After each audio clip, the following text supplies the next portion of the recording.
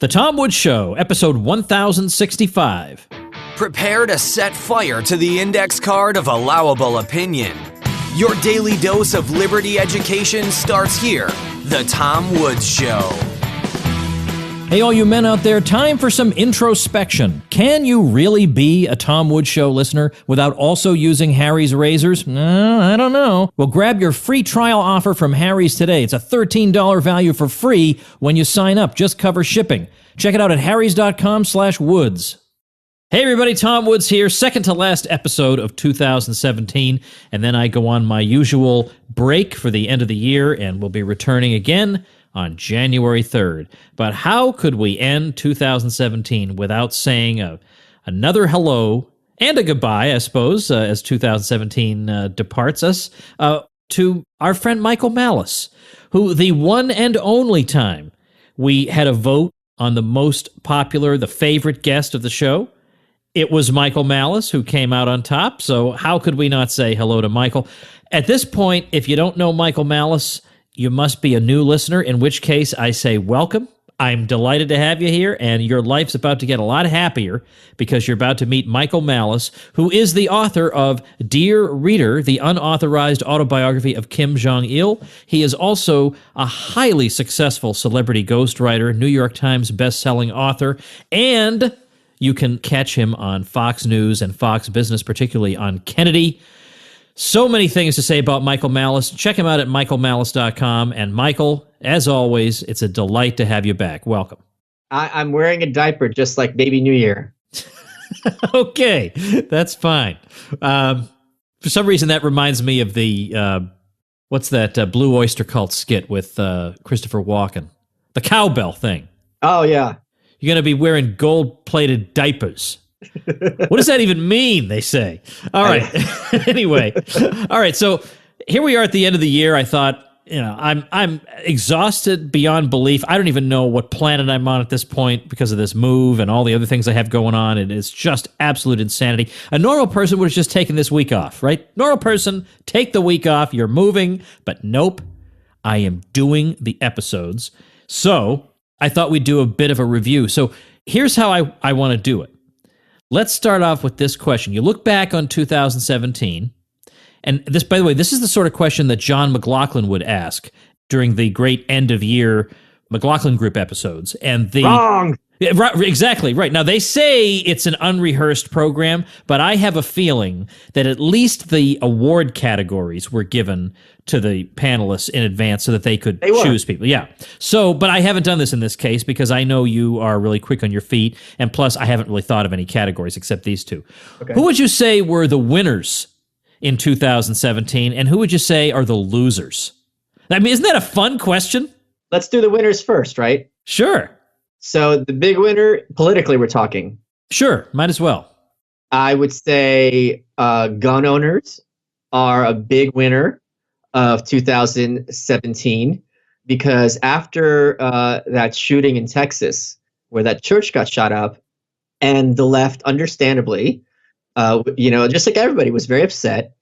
And the next day or the next week, the Republican majority in the Congress started passing a bill for concealed carry reciprocity between states, meaning if you have a concealed carry license in, let's suppose, Iowa, and you have that license in Nevada, the license will be valid. You don't have to, you can, whatever, how that works in practice.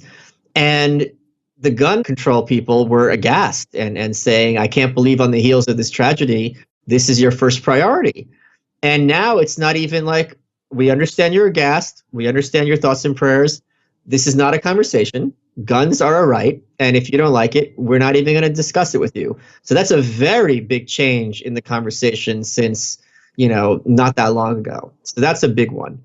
I think the other big winner by far is Trump, because the fact that he's still in office and the fact that, he's, everyone thought no one had any idea what a Trump presidency would look like. And the fact that he's still there and plugging away at all is an accomplishment. Yeah, that's true. In fact, that was going to be my follow-up question was, obviously the big story of 2017 is the beginning of the Trump administration, and I wanted to get your assessment of this first year. And I'll give a third one, constitutionalism, because I think with Gorsuch on the Supreme Court, and I'm sure he's going to have one or two more, that really is a radically different approach to Supreme Court jurisdiction and interpretation than we've had maybe for 80 years or something crazy. And that is one way that even if Trump were to fizzle out on a lot of things and be a disappointment on a lot of things, that is one way that he can definitively leave a legacy. Oh, yes. Is the Supreme Court. And that's something. We'll get back to Trump in a minute, because I want to stick to this winner/loser category. I know it hurts you very much to label anyone a loser, because I know in your heart, Michael, you believe that we're all winners. But oh, yes. But who would be the losers of 2017? I think the losers are the press. I would say are the biggest losers, because there is an enormous sense on their part of their impotence. I think they are rapidly losing credibility, which is something I think it's almost impossible to get back with the populace. I think social media and now, the anti-press scene on social media is correcting them and attacking them in real time. And here's the thing. It is easy, I think, to make the case that Trump is a terrible person, terrible president, so on and so forth. That has nothing to do with how much ice cream he eats, how he drinks water, how he feeds koi fish in a Japanese koi pond. So if you are giving stories about, him firing a lot of people, which shows he's a bad staffer, and him, drinking water with both his hands, if these are getting equal headlines, you are not in a position to be an effective critic, because there's quite literally in that case no sense of perspective. Right. And so, and I've said in the past that I think, given that you or I could come up with 10 things off the top of our heads that we're unhappy about with Trump, we could do that. Oh, yeah. And they would be very fundamental things. But yep. With the exception of immigration, where even there, I mean, he's done more than people think he's done, but not as much as they expected him to do, I think. And not as much as he said. Right. But with the exception of immigration, believe it or not, behind all his, oddball behavior, he's not as different from the establishment. I mean, his style is different. His instincts in some ways are different. His cultural affinities are different. But some of his political moves and political instincts are not that radically different. And so from some of the instincts of the establishment. And so when that's the case, when you're a member of the establishment media and you got to go after this guy, the only thing you can really, they have to fall back on, he's rude and he speaks in an annoying way and he tweets in an objectionable manner and he drinks too much diet soda. I mean, that's what you have to fall back on, because otherwise, I mean, whether it's the welfare state or the or foreign policy or whatever, he's not a million miles removed from these people. So they're reduced to this. I think foreign policy is very different. I can't remember the last time we had a president, maybe George H.W. Bush, who has attacked foreign leaders in such blatantly insulting and boorish. Okay, that's true. Yeah, that definitely is true. And that's a big deal in the world of diplomacy. The term diplomacy really means like kind of this passive aggression at worst. Yeah, that is true. That is true. And of course, in particular, you being especially knowledgeable about North Korea, right? That's where it's been at its worst, right? There's no world leader he's spoken of more disparagingly, right? Oh, correct. I mean, right. There's no and than Kim Jong-un of North Korea. So, and again, the fact that he goes after our allies in this, I mean, he went after Theresa May on Twitter, the British Prime Minister. And there were some others that he really kind of let them have it. So they don't really know what to do. But I mean, the other precedent I could think of is Berlusconi in Italy, who referred to Angela Merkel in language that's so coarse I can't even say it on the show. And Margaret Thatcher certainly had her sharp tongue. Maybe it wasn't per se at individual politicians, but at nations and organizations. But she could get very vitriolic. But I mean, this Twitter thing is something that's unprecedented. And And this might be a permanent thing in terms of how presidents interact with other countries. Now, on the classification of Trump as a winner, I mean, I get the metric you're using, but you do have to reckon with the fact that his poll numbers have not been good. Right. And at the same time, though, his poll numbers are bad, but he got that huge. I mean, they repealed the individual mandate, the penalty for it. I mean, that was like a Republican fantasy since it was first mentioned in '08. The fact that happened when he's got 51 seats in the Senate, and you had some real wavering Republicans like Jeff Flake, McCain, Murkowski, Susan Collins. John McCain would love any opportunity, in my opinion, to deny Trump a win. And frankly, I wouldn't blame him. I mean, he's proudest of his military record. Trump, as a candidate who's never been in the military, attacks him for that personally. Yeah, I'd be a little spiteful on my way out, especially, having such a serious illness. I would absolutely be trying to mess with this guy. So the fact that they got it through is, I think, especially a bill that's unpopular and a bill that looks, by all accounts, to be kind of a mess. Well, how about the New York Times? We're talking about the media as being losers.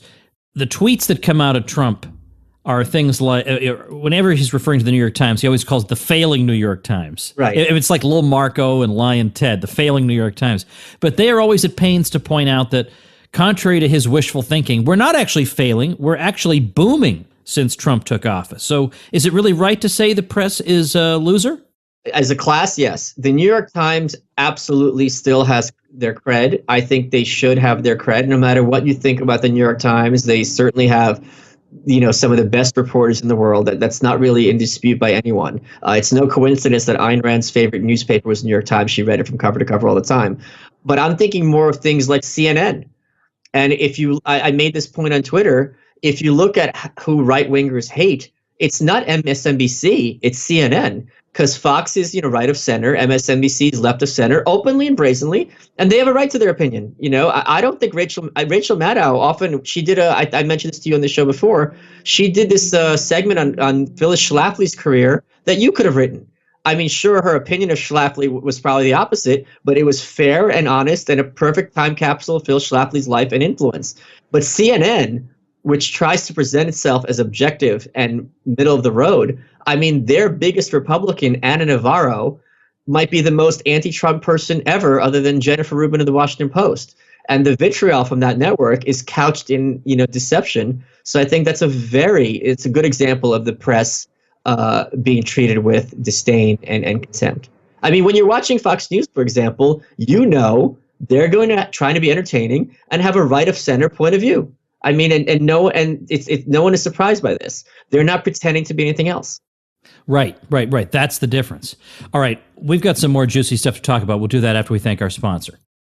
Well, an episode with Michael Malice. And it just happens to be an episode in which I tell you about Harry's razors. Well, of course, I got a set of Harry's razors, one of their beautiful gift sets for Michael Malice last year. He absolutely loves it. I've been raving about the closeness of the shave, and he loves, of course, having his initials engraved into the razor handle because, of course, he's an ego case.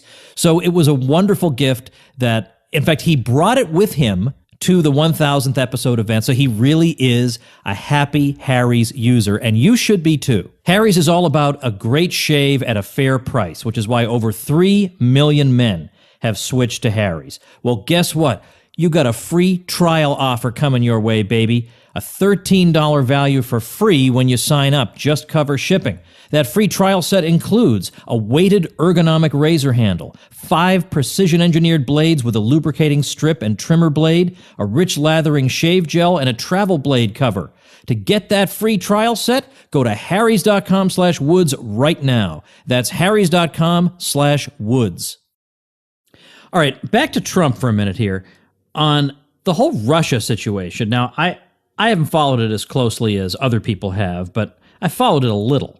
And it's interesting to see people like Sheldon Richman and people like Robert Parry and others who are certainly not partisans of Trump. Sure. But yet, or even I was going to say Alan Greenspan, Alan Dershowitz. Dershowitz has his right-leaning views here and there, but he's not really a man of the right. And yet a number of people like him have... Dershowitz is a leftist. He's an unambiguous leftist. But he can be hawkish on foreign policy. Sure, but so can Woodrow Wilson and FDR. Yeah, well, true. Tom, you of all people. But I don't know. Lately, the way I think about what constitutes the right wing is kind of in flux. But but my point is that these people are coming to his defense over the Russia situation and the accusations surrounding that simply because, not because they like him, but because they think there's nothing to it, and that, as you just said, if we want to criticize him, it's not like you have a shortage of grounds on which to do it. So why are you doing this? So what I've been wondering is, if it really is the case that he has nothing to hide, and it really is the case that this is crazy exaggeration by the media, or they're always misrepresenting what's actually happening, or they're exaggerating it, or inventing stuff, or whatever, why in heaven's name has he not gone to the American public? He's the president. He can speak to the American public anytime he wants to. Why hasn't he had a speech written by somebody like a Pat Buchanan, who can write a speech for, that would be very successful for him, that would be right in his tone, it would be perfect for him, that lays it out, that says, look, folks, here are the forces arrayed against me. It's pretty rough right now. I got pretty much every major force arrayed against me. All I have is you folks out there. I mean, if I were Trump, I would be giving that speech. And he's not. He's tweeting here and there. He's giving an off-the-cuff remark here and there. Why isn't he doing this? Why doesn't he stand up for himself?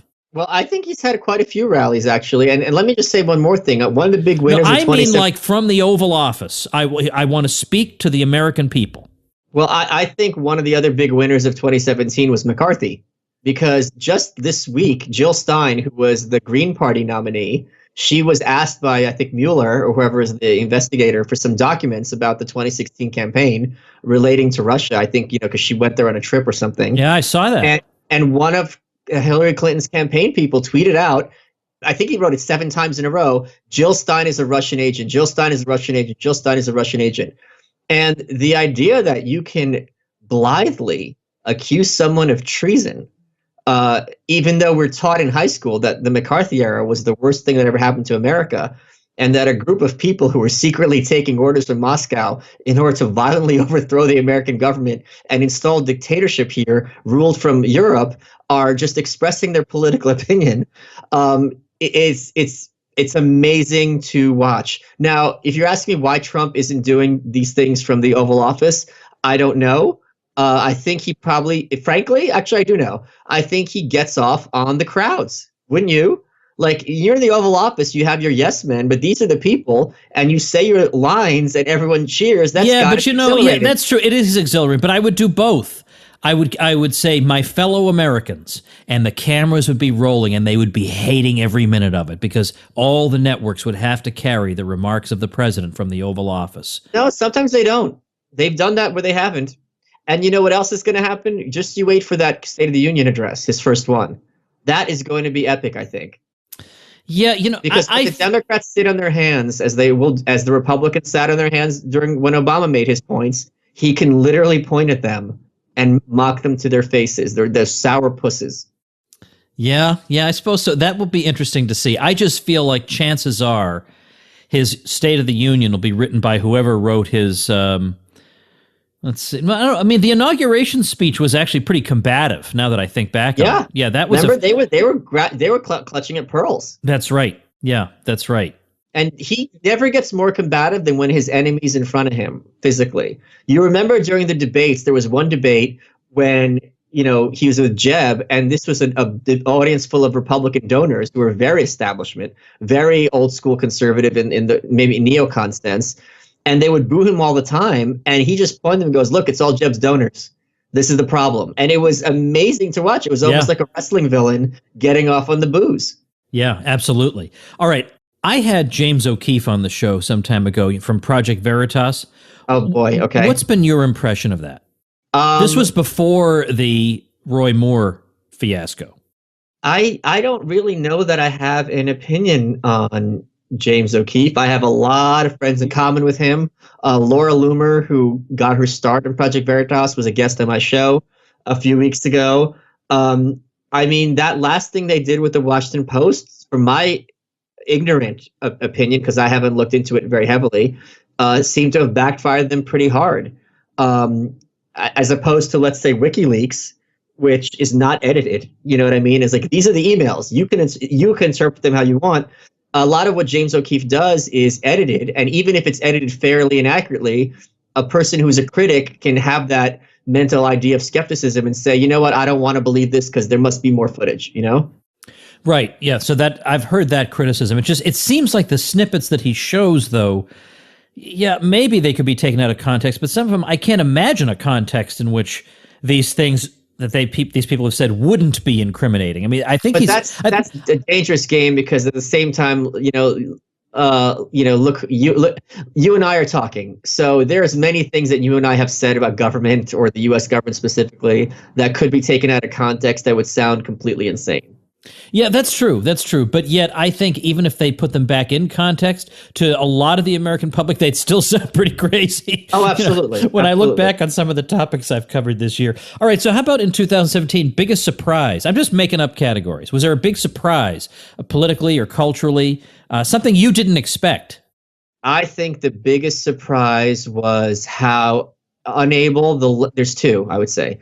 Unable the left has been to change their tactics. The Democratic Party is the oldest political party on earth. That is not an accident. You do not stay as a cohesive political party and they're still very powerful in America unless you're doing something right. I know, all your listeners hate the Democratic Party, and that's fine, but this is not an accident that they figure something out. So the fact that they are still, Elizabeth Warren, a good example, the fact that she's still barking the same things at Trump, you're not going to shut me up, as she did in June of 2016. It's like, he's not trying to shut you up. He wants you to talk and make an idiot of yourself. So the fact that they haven't changed their strategy and it hasn't been working for them, I'm surprised, because I think there's a lot of very, very bright Machiavellian people on the left. That's one. The other surprise is, I can't believe they got the mandate penalty repealed. I can't wrap my head around it. It's amazing. Yeah. I definitely agree, especially when we all kind of felt like healthcare was over, because we've already talked about the healthcare bill. Right. So certainly when they were talking about tax reform, it just never occurred to me that would come up and that they'd be successful. Now, at least getting it through the House. And I'm surprised that there aren't more spiteful Republican senators, because these are elite people, very rich, very powerful, very influential. At the very least, they're going to think Trump is a buffoon, right? So for them, even though he's the president, so for them to fall in line and kind of follow his lead, I'm shocked that there aren't more who are like, Jeff Flake gave his speech about how, Trump's the devil and all this other stuff, but he fell in line. I'm surprised there isn't more grandstanding and being like, I'm the one saving conservatism from this clown in the White House. You know what I mean? There's such an opportunity for anyone in the Republican Party to do that. So I'm shocked that there isn't someone who's declared himself, the leader of the loyal opposition within the GOP. Now, what about the fact that we're living through this moment in which it seems like every other day, some very, very well-known person in media or entertainment is being accused of sexual harassment or worse? No, it's not. Yeah. It's just it's one after the other after the other. I mean, what about that as a phenomenon? So I tweeted this out, and you can comment all you want about how awful I am as a person, and I mean it. I think this is something where you have to give feminism credit for. I remember I was sitting with a bunch of anarchists, and I was talking about Andrea Dworkin, who was one of the worst of the feminists. She was the one who thinks, pornography is akin to assault and all this other stuff. However, she was the one who, at face value, knew Juanita Broaddrick was telling the truth. She had nothing but, a lot of these far lefties often have a very good perspective on how things really work, because they're obsessed with like power structures and so on and so forth. So a lot of these things that these men are being held accountable for, and it's been almost exclusively men, back in the day probably wasn't that big of a deal. And it took a lot of these people who you and I might not like or agree with to say, like, you know what, this really isn't acceptable and it is a problem. And the point I made is, people like to use the term conspiracy theory to be dismissive and be like, oh, this is for kooks. There was a conspiracy to protect Harvey Weinstein.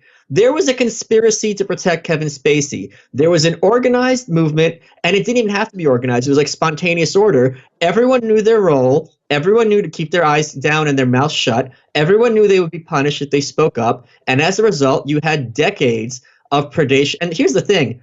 All of these allegations, for the most part, it's not like, oh, he smacked my butt, or, he glanced at my boobs, or he called me, on the phone and it was saying offensive things. These are not gray areas. These are assault.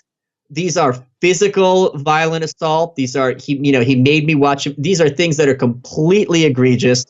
And I think there's a lot more coming. And I think it speaks to something you and I understand as people who are anarchists, that people in power, just because they smile at you on TV and have really white teeth, doesn't mean that they're great people. They're often quite depraved.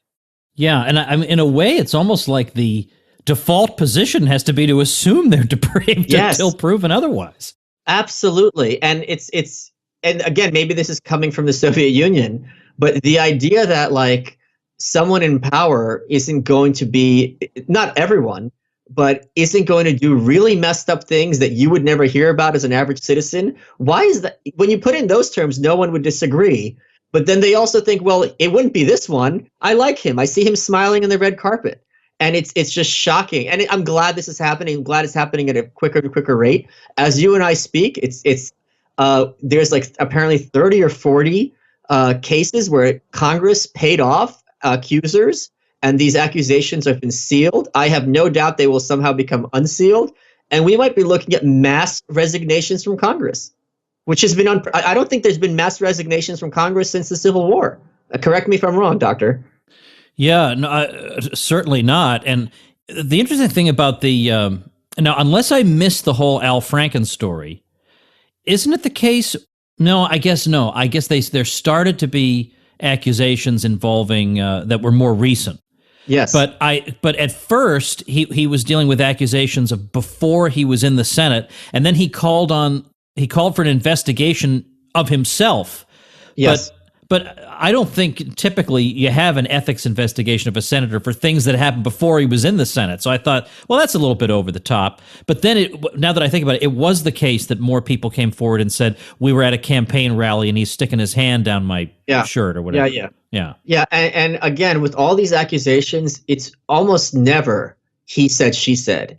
It is always almost, I can't think of one counterexample other than Kevin Spacey where it's males, where it's multiple people who don't know each other.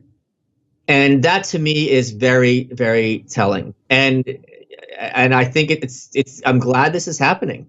And I'm glad people have more of a sense of cynicism towards their so-called leaders. All right, now it's your turn. Let's pick invent a category that might be interesting to think about. So we've done winners and losers. We've done surprises. Okay, I got one for you. Okay. Villain of the year. Oh boy, is that a good one? That is a good one. Jeez, you have a candidate for this? Oh, this is obvious. It's Bannon. Okay, now you got to make that case for me. I'm interested. How do you make that case? Well, a villain is someone who relishes messing with people in furthering his goals. And Bannon, I think it's clear, loves the fight. He loves the conflict. He does not want to work well with his enemies. He thinks they're reprehensible people. I agree with him. And I think he relishes being the bad guy. He's not trying to be a Boy Scout. He's like Jack Nicholson in A Few Good Men. Wouldn't you say that's a good impression of Bannon's psychology? I would. But when you said villain, I didn't think you meant it in the sense of somebody you might kind of in some way respect, because the way you're describing him, I would respect that. I identify as a villain, and I always say, just because I'm a villain doesn't mean I'm a bad guy. Yeah. All right, well then let's put it this way. Who's the bad guy of the year? I mean, in the U.S., right? Let's not try to do like international dictators. Because I would say Kim Jong-un. Yeah, right. Who's the villain in the... Linda Sarsour. Linda Sarsour is the Muslim activist. She identifies as feminist. She's really, every so often the left gets a new group that they try to integrate into society and hold up as a respectable caste. They're doing it now with Muslims. And I think she's their poster child. And the right has seen this coming and are cutting her off at the pass. She's a huge anti-Semite. She recently started defending someone against an assault accusation, even though the accuser was a female and who's not a right winger at all. So I think she is, because she's so quintessentially the problem. There's many other people who are bad people, but they're not, I don't think, as purely a problem as she is, in my opinion. All right, now I'm going to ask you for a prediction. Well, you didn't give an answer. What's your answer? Yeah, I'm too tired to give answers. Okay. No, actually, honestly, I can't. I don't know, because I just feel like there are so many. Okay. It's hard for me to narrow things down. I mean, oh, I know who you would say. Oh, tell me. Max Boot. But not well. Or one of those types. Yeah, that's true. That's true. But I could have picked him I don't know why this particular year he'd be worse. What about Bill Kristol? Yeah, but that's just so easy. I want to come up with fun ones. Like yours was fun. I wouldn't have guessed, but okay. I'm just drained of all energy and cleverness, unfortunately, tonight. Okay. Now, see, I'm sure you have a funny joke you could make at my expense when I say. I would never do something. Oh, yeah. How is that different from me normally? All right, yeah, but that's too dumb of a joke for you. Yeah, don't be a ghostwriter, Tom. All right. I can't. There was some place I wanted to go. Oh, yeah, prediction, right. And no one's going to hold it against you if you're wrong, because who can predict the future? But earlier this year, I had David Stockman on. Okay. And he did not believe, and we have a gentleman's bet going on this, he did not believe that Trump would still be president by the end of 2018. Well, at this rate, he's never even going to get the nomination, right? Yeah, I know. Yeah, that's right. That's right. He's probably going to drop out, actually, before it even gets going. Yeah, there was a publicity stunt. He never wanted to be president. But I think, though, I don't remember what Stockman was saying about candidate Trump in terms of his viability. I know he thought he never thought he was particularly smart, but that he had some interesting potential because he was an outsider. But he never, and savvy. He never, right, but he never thought this guy's an expert on monetary policy or something. But Stockman just feels like he's going to run out of allies, and when the jackals come for him, the Republicans are going to decide he's a liability and we hate him, so we're not going to stand up for him.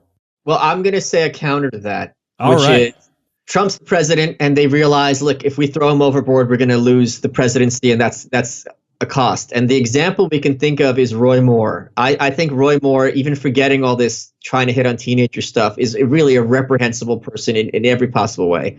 And on top of that, even though, let's suppose these accusations are false, you're throwing the word pedophile around loosely. That's not, as a politician, there's probably few terms you would rather have associated with your name. Maybe Nazi, right?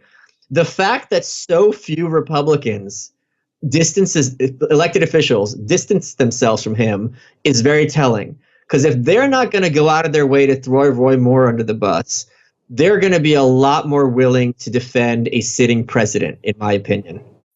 That is an interesting point.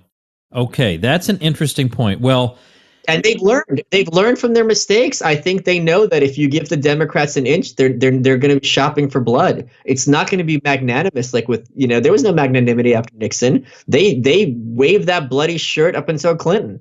And beat the Republicans with it. And I can't blame them. I wouldn't blame them. I would do exactly the same thing. This is the party of Nixon. This is the party of Nixon. You're all corrupt. You're all terrible. It would work.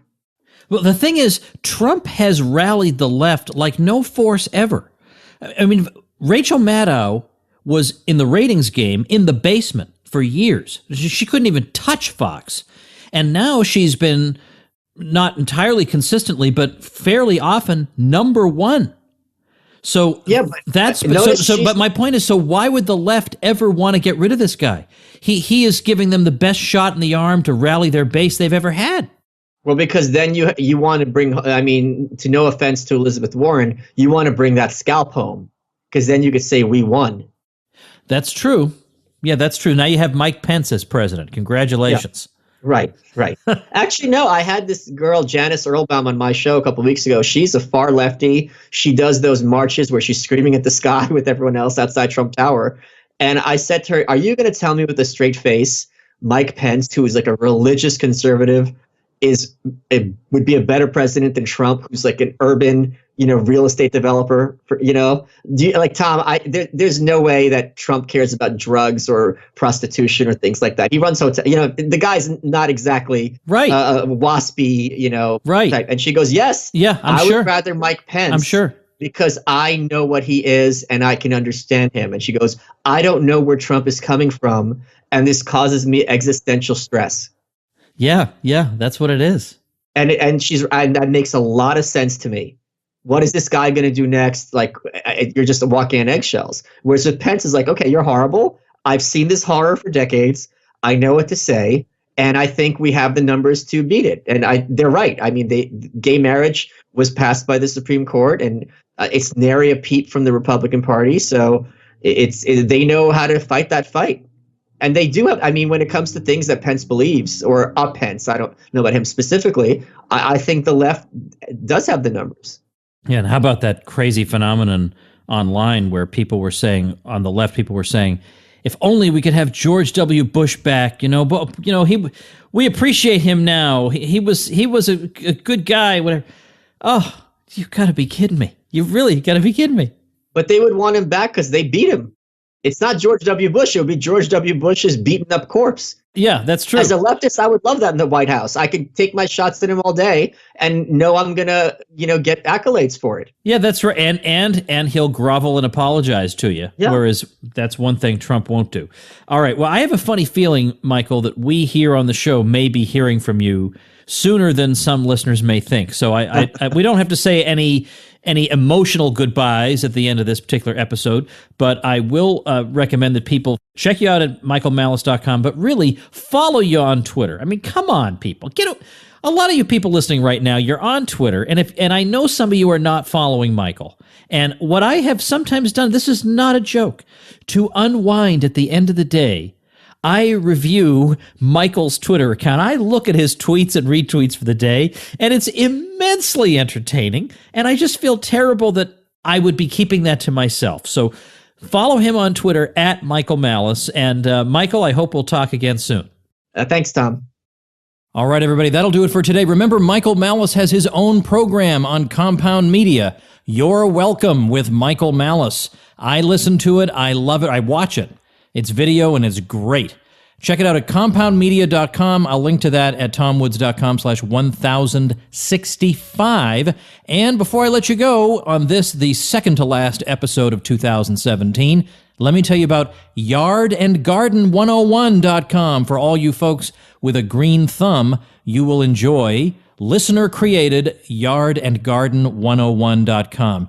Excellent, informative posts. There's a gardening glossary there that will help you get up to speed on a lot of important things, but it's filled with interesting ideas and ways to beautify your home and its surroundings.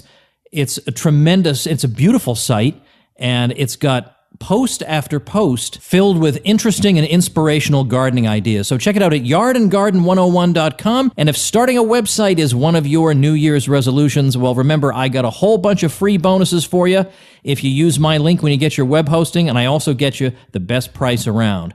So check it out at tomwoods.com/publicity because it includes a burst of free traffic to your site, and you can't put a price tag on that. You don't have to because it's a free bonus. Anyway, tomwoods.com/publicity is the link to visit if you want to get those bonuses, find out how to get them.